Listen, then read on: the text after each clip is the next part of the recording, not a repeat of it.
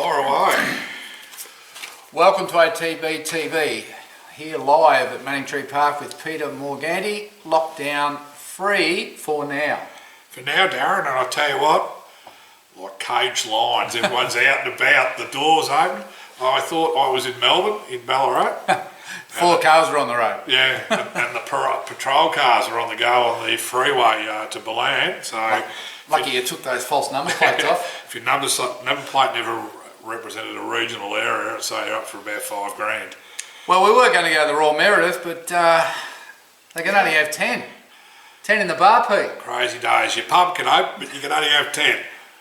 Well, good luck with making money doing that. Well, but wouldn't you just invite the 10 biggest drinkers in the town? I said exactly the same thing to a mate in Hamilton. I said, now you're going to have to get very selective, find out the ones that drink the quickest, and got the deepest pockets, and away you go. So I said to Damien, you know, if you want to make money with 10 in the bar, you just got to invite the biggest drinkers. So we made a list. I didn't make the list. I wouldn't have either lately. Cole never made the list. But Liz and Sandy made the list. And Mick Elder. Just said Number them. one, Just, Mick Elder. Just said them three. Hey?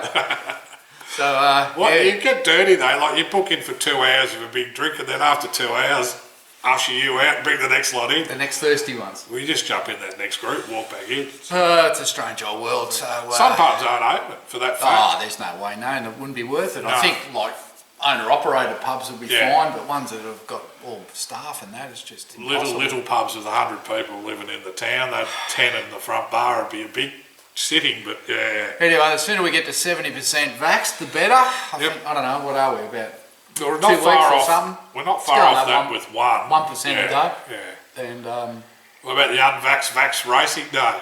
That caused a bit of chaos, wouldn't it? I don't know.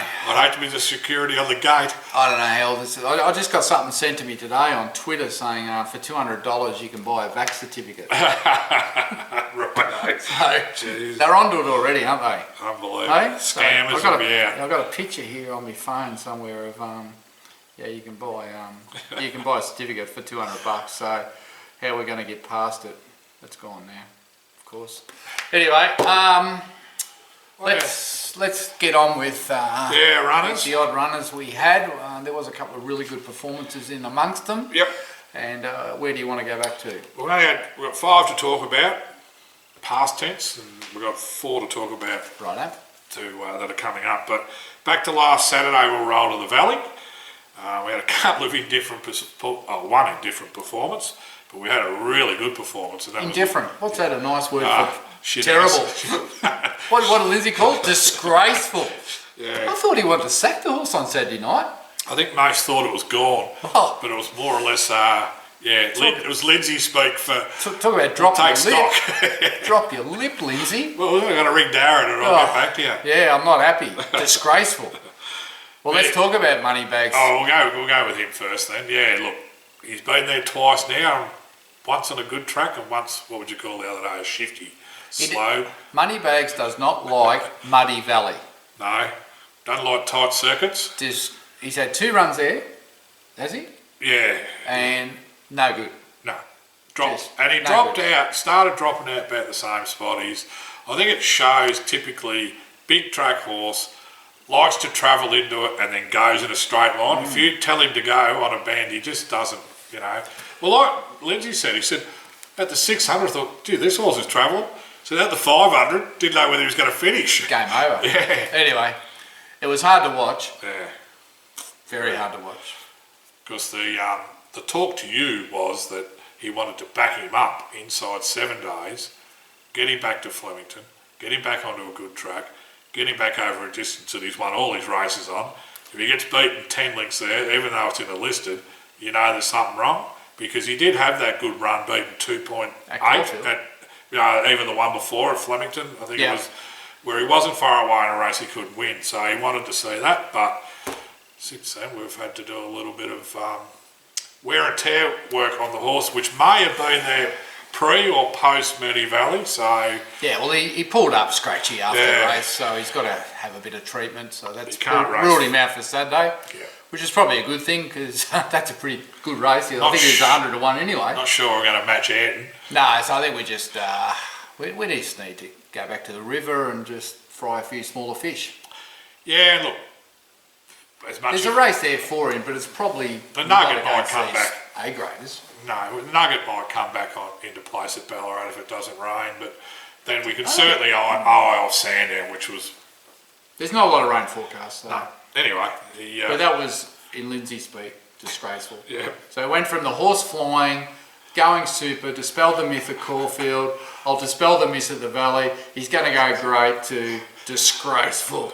Talk about up and down. Well, and it was money for him too, because the word got out about the gallop with Furio, where he galloped really well with him, but... left it on the track, a lot of it's some horses, some other horse. Left it on the track, Lindsay. The money...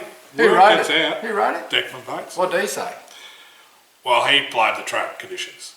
At least But Lindsay doesn't interview the jockeys because he calls them liars. What did he say? They just blame the track when they go no good. They just blame the track. That's why he doesn't interview them. They lies. Dear. My God, he's a bit different. He's a little bit different, this bloke. Takes a bit of getting used to. Yeah. Loose case. He sacked it. He sacked it. You've got to work the speak. And anyway, then Monday, well, yeah, we're going to do this and that. Away we go. Anyway, we did have a good result there. Stakes placed. Little filly, Literary Magnet. Yep. She was good, but at the start of the race I thought, this is awful. She half jibbed the start. Dean had to ride her up to sort of get into a position Got her again. over the race, Yeah, but then was sort of on the rail. I think what's going to happen here. But look, and then she hung, and then Dean got 8 metres for her. We're trying to work out. Well, I didn't see it in the run, but obviously he's knocked someone over. And in the end, she's got beaten a couple of lengths, ran third, and was probably the run of the race in a way. Her and the 4th horse were steamed home from well back. Yeah, I watched all the reviews after the race for the next 3 days, and not one person said nothing about it. But it's funny, they didn't mention straight after the race. They talked about the winner. About the favourite that pulled up sore and was going for the spring, the Frankel filly, but she was invisible.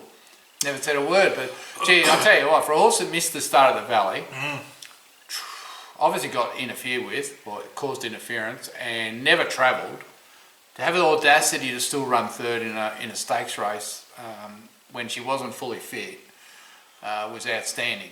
And for the owners in that horse, if she takes natural improvement, improves on a bigger track, and just jumps with them and travels, I don't know how good she is, but I think she's pretty good, and I think she's got a pretty good future.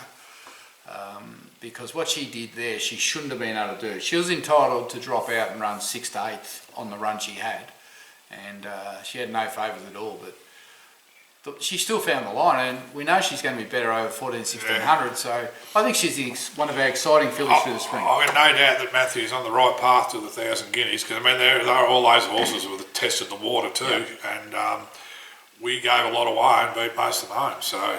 Yeah, I thought she'd be 20 to 1 in that field, and she showed up at about 7 bucks, might have got out to 10s, but you can see why, like, you know, she's up to that grade. I think they were all, a lot of it was working off, obviously the Waldwell run she was too good from, but that run at Caulfield, I think her sectionals that day were outstanding and from a wide gate, so... Oh, well, we'll see her back on a bigger track. She's come back and looks like she's come back in just as good order, if not better, so... Well done to the Matty Williams, and...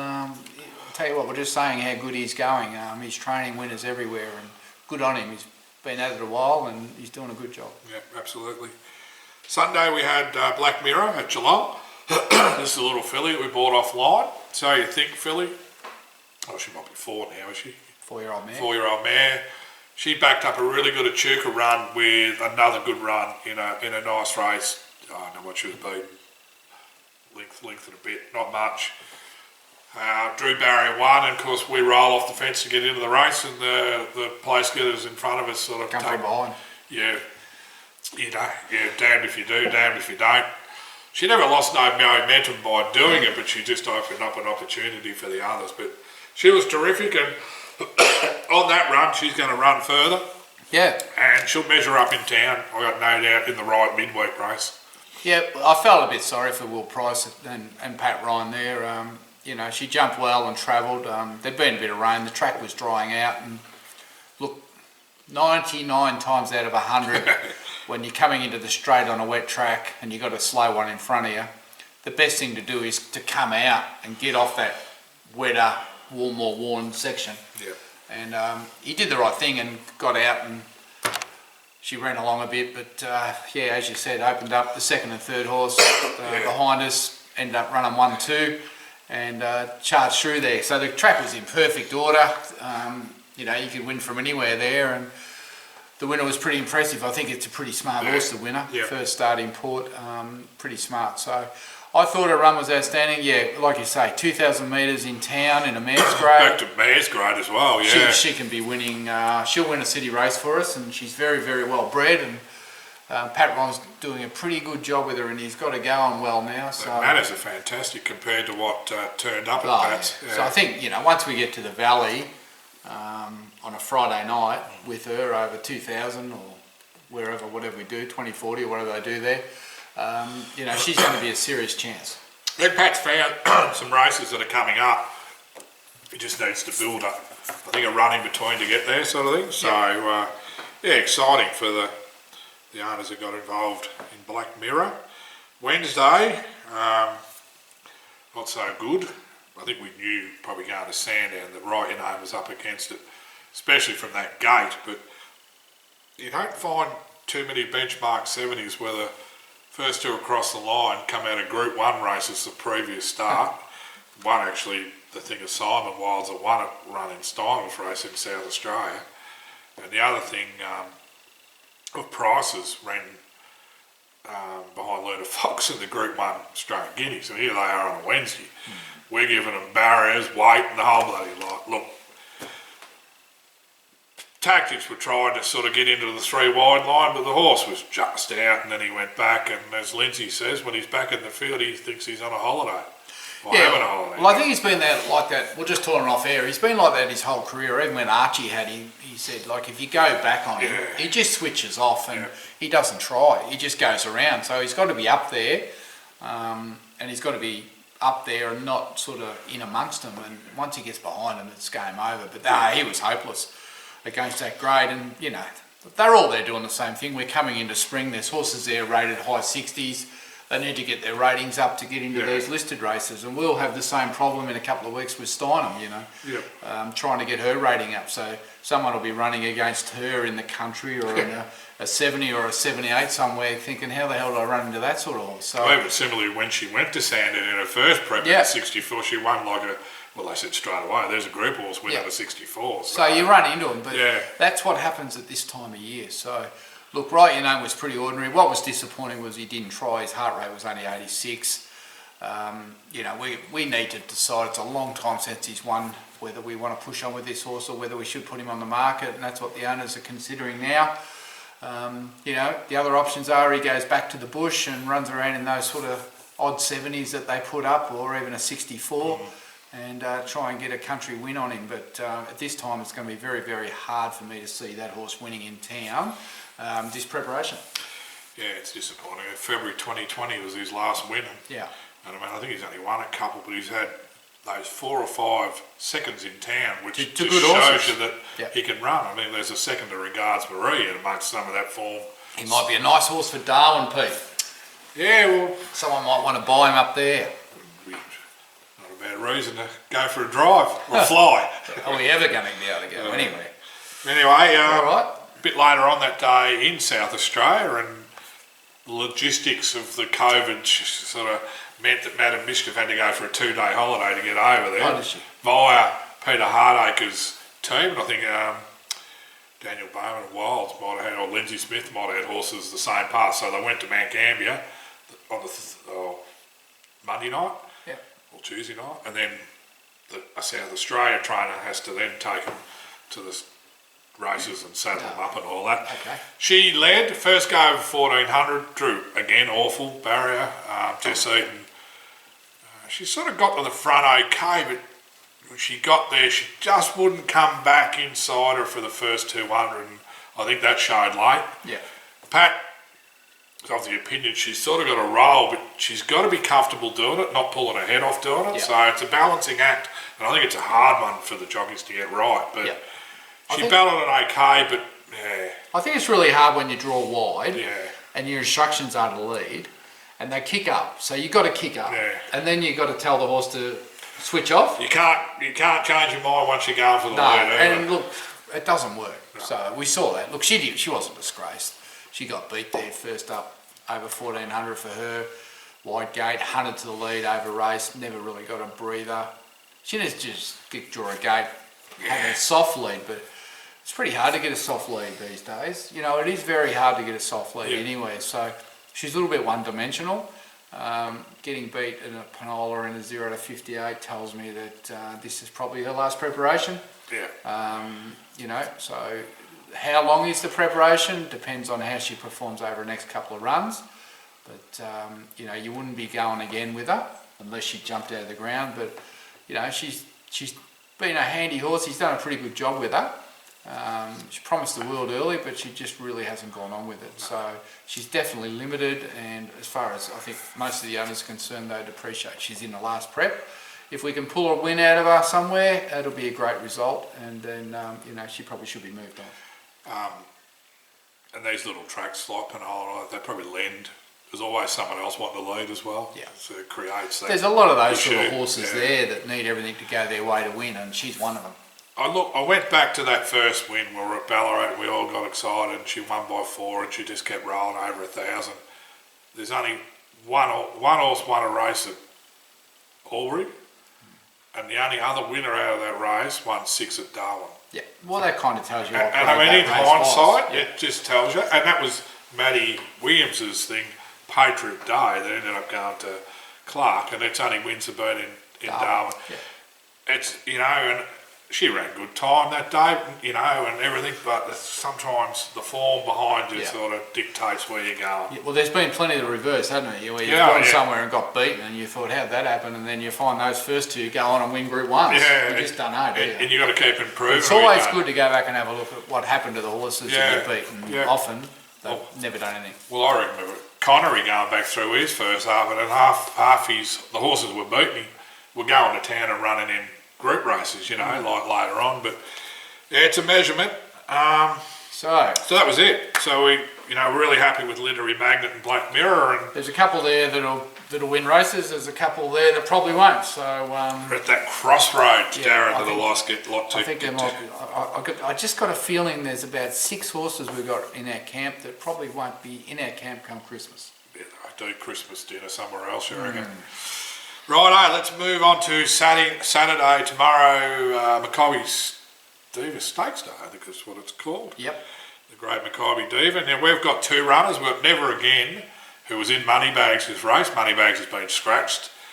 I don't know the name of the race, but it should be called the Anti Stakes. It was a Sofitel. $126 chance. It's hard to imagine, just back to write your name, he started 151 to 1. On Wednesday in a midweek. Yeah. That's a horse that's ran twice placed, admittedly in benchmark 70 level on a Saturday, so it just shows how you can fall out of favour. Never Again, $126. He has won a listed race over 1400 at Flemington. Yep. Eden's $1.60. We 126. 151. We've gone out. Yeah, you got a phone call. So he's no way. It's the run he's got to have. Is that right? Well, you can't. Is that what he's doing? You can't win that. No, I wouldn't have thought there'd be any hope. Would have been nice if Moneybags was up and about and just see where they finished in the scheme of things. We could have had a match race. Serious Suspect, Bobby Lewis. Yep, $26. Group 2. $6 a place. Dean Holland on. Favourite track. Probably goes best second up. Drawn well. Drawn 8. This would be, apart from the Newmarket, this would be the hardest race this horse has ever been in. I reckon it's 2 lengths harder than his Ori Star again, just because it's deeper. Yeah. Like the astrologist. And that's why it's only got 53. Yeah. And that's why it was very hard to find a rider. Dean Yendall suspended. Damien Oliver was going to ride the Godolphin horse, which is scratched, but he can only ride 54 as well. Yeah. Not many riders can ride 53. And a lot were committed. And a lot are on horses that they've been on for a long time. Well, they're going to stay with them, Yeah, so it was pretty, you know, because of what the Jamie Carr situation, couldn't get it, obviously she can't ride it. You know, when you take those 3 or 4 riders out of the equation in these big races, you have to look at someone who He's going to ride the horse the way you want it ridden, that's ridden it in track work, who's riding well, who can ride that weight. Dean Holland says he can eat a hot dog and be 51. 51 feet. Unbelievable, isn't it? He's half the man I am. He's the, Half the man I am. He's very similar mould to Dean Yendall in physique. And he's riding well. He mightn't be a big name, but he's riding well. Snowden's put him on often down here, so... Yeah, and I don't think they need to be big names. Look at that guy that's been riding, Reece McLeod's been riding those winners for Nick Ryan. They just need to get on good horses. I think, and if they know the horse, all right, Dean hasn't been on Serious Suspect. I think he rode him Tuesday. Oh, right, yeah. Because that was the condition. Yeah. That was his condition. If you don't ride the horse in track work Tuesday, you can't ride it Saturday. There's one thing about if you get on Serious Suspect in track work or trial, he always gives you a good feel. So Dean would have been. Yeah, and he would have realised what he's like. Yeah. He's obviously watched all his replays. It's a great opportunity for Dean Holland. Yeah. He's not a household name, but he rides a lot of winners. So look, good luck to the owners of Serious Suspect. Good luck to Saab. You know, this is a tough race, but this is where he's at. Yeah. And this is what he's got to go in. So, you know, what do you say? Can he? Oh, look, I can no doubt he can run top 5 if he puts himself in the race. I think first up he was a length off where he should have been. Now that was no fault of, it was just first up, and he was, you know, probably trying to go for it. First up. No, and second up he does find 2 or 3 lengths. He has to find 2 lengths on that run, and then another 2 lengths because I reckon it's 2 lengths harder again. Can he make up 4? I don't know. There's some nice horses in it. And look, when you're 7... Where's he going to be in the run? He's going to be outside the astrologist, probably? It'll lead? Well, I think we're drawn next to each other, haven't we? It's on our outside, yeah, so it'll probably lead us. You want to be on hopefully it leads across. Because the astrologist is going to look like winning it at some stage. 200 out. If you're on its girth, you give yourself a chance. Now, look, there's horses like Away Game we've never seen before. Smart Filly up to 4-year-old. There's the astrologist, obviously. There's very good horses. You got the Newmarket winners in it, Zatori, but you know it's up in weight a little bit more. I don't know. You got the thing from Queensland that flies, Jonker. Well, it might lead. Look, we could run 8th and get beat length and a half. Oh, well, Newmarket. Well, were we 7th, 2 1/4 or something like that? That's straight racing. I just hope that we're in the firing line to give ourselves a chance. We can't come from 3 lengths off them. No. He's got to go at the 400. Yeah. He's just got to go at almost the 400. like roll the dice a little. Just go at the 400. You think they're going to go at the... But if he gets surrounded, I think he kind of gives up. Yeah. I don't think he likes being... You know when they come and they surround... Well, he'll start hanging in. Yeah, I think he's just got to go at the if right Dean reckons they're going to go at the 350, just go at the 400. Yeah. Just to put them under pressure. Yeah. Like sometimes it's that, just thinking outside the box, just grab you a length or half a length. Don't know. We know the horse can run good time over 1200, but sometimes it's the pressure of that race you're in compared to the other races. I reckon this sets the tone for us with him for the spring. Yeah. I think what happens here tomorrow sets the tone for this horse, whether he continues down that A grade path or whether he goes back a cog. I think it sets the tone. You come back a cog, you've got to carry your 58s and 59s. The trainer says you can't have him any better. No. Can't have him any better. Can't be happier with the barrier. He was 26. Can't be happier with the weight. He's been a little bit more low-key, Sabi, though, I noticed. Was 26 as yesterday. I reckon he still is. Oh, is he back out? He come into 21. I reckon he's very scared, Saab. I reckon he's really nervous. What? Because he's gone quiet. But I reckon tomorrow he'll ring me 9 times. He won't sleep tonight. He'll have a new suit. He won't sleep. New suit. Do you reckon he'll have a shave? Don't. I reckon he'll be up. He'd be at Swan Hill today, wouldn't he? He's got a runner up there, He had a couple. Right at Swan Hill. I don't reckon he'd be sleeping. No, he'd be toey. He'd be very toey. He's on his home track. No excuses. No excuses after tomorrow. All right, move on. Good luck, everyone. We'll be all... Oh, we might have a zoom in. Yeah, see what's to zoom in. We'll zoom it up. Donald, we got a first starter, Darren. Didn't ever think this bloke could get to the track. Anology? This is Sunday. Owenology. Sunday? Yes, yeah. Owenology. Homebred by Hinchinbrook. Yep. Big horse. Wait till you see him on the TV. He's a monster. I've seen him the last couple of trials. Is he 580 kilos? I know, you could put 6 jockeys on his back. He wouldn't feel it. Dean was on him the other day. Dean Small. He would have looked like he a looked little like baby. me. He looked like his daughter on there. Long way down. He goes, "He's one of yours." I said, "Yeah, champion." He rolled his eyes. He's kept improving this horse with Matty, and that's all you can ask. He's probably a horse is going to need to get over further. Yeah. Hence why he's kicking off over 1350. Well, I'll be interested to see how he goes. He's drawn wide. Yeah, he had a throat op. He was supposed to go to the sale, but failed the scope, so we kept him. The breeders just kept him to see what's going to happen, and we kick him off on Sunday. So supposedly the throat ops worked.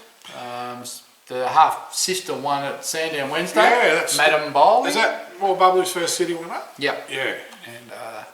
And so he's a different type of beast. He's a big, long thing. I'll tell you, after racing, which I hope it's not after Saturday, but he'll make a fantastic show horse, or that type of horse. Yeah, he's it's a striking animal. And he's a kind, big, just a big, kind-natured bloke. And I think Matty's just, I don't know where Matty thought he was, say, 6 weeks ago.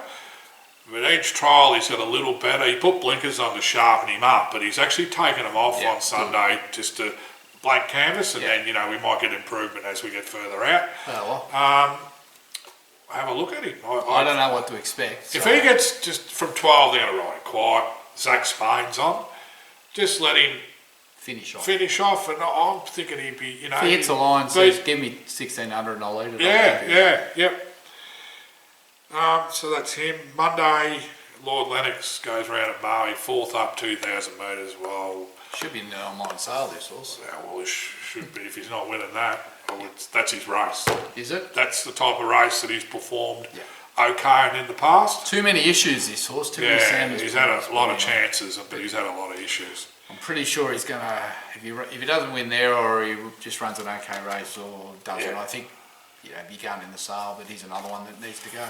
And without knowing any fields until Monday, there's a chance Miss 10,000 and an Irishman might run at Bendigo. Yeah, they were nominated for Wangaratta Tuesday, didn't accept.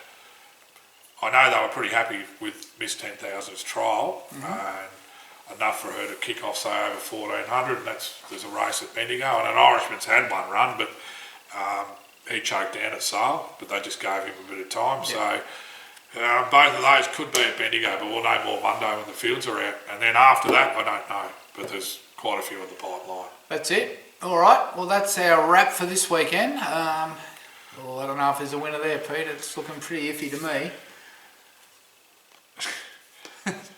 I would say we all hope and put our money, take the $6 a place there as suspect that he can fall into a hole there. That'd be a good result. Oh, it'd be a great result against that field. Group 2, jeez. One thing, he's going to be in the firing line from, right till the end. I hope. Yes. Now, Jeff Baker. Yep. Birthday. And he watches this show religiously, I hear. Every episode. You haven't got TV, no, Jeff? No. Keeps him alive in lockdown. Well, happy birthday, Jeff. We appreciate your insightful emails from time to time. Have we got a number? A number? As in age? Or we don't sort of produce that? Might start with 9. Oh. Would it? I don't know. You look 80 anyway, Jeff. Anyway, happy birthday, mate. I've got no idea how old he is, but I know his son's pretty old, so he must have a few Ks on the clock. David's kicking on a bit. Anyway, no, good family, and they're the people we miss at the races. Yeah, terrific owners. There's a lot of people that have been a long time, and we get along to the races and have a champagne and a beer and talk about everything, and we're experts on everything, and that's kind of what we've missed over the last 18 months, is just not being able to socialise with you people. So I don't know how much longer this is going to go on for. I've been to Donald, and I've been to Hamilton and Donald since Kyneton. When you rang me up, coming home from Kyneton saying, we're going out in lockdown, and I'm going, what are you on about? That was the last full meeting at Kyneton. Yeah, well, Warrnambool races. 2 meetings since. Warrnambool races was probably the last time I went to the races, to the carnival. I don't know if I've been since. How lucky were Warrnambool to get their carnival in when you look at Swan Hills and all those that haven't. Well, the good thing is, I think for all of us, is that I think actually what New South Wales are doing is going to put a lot of pressure on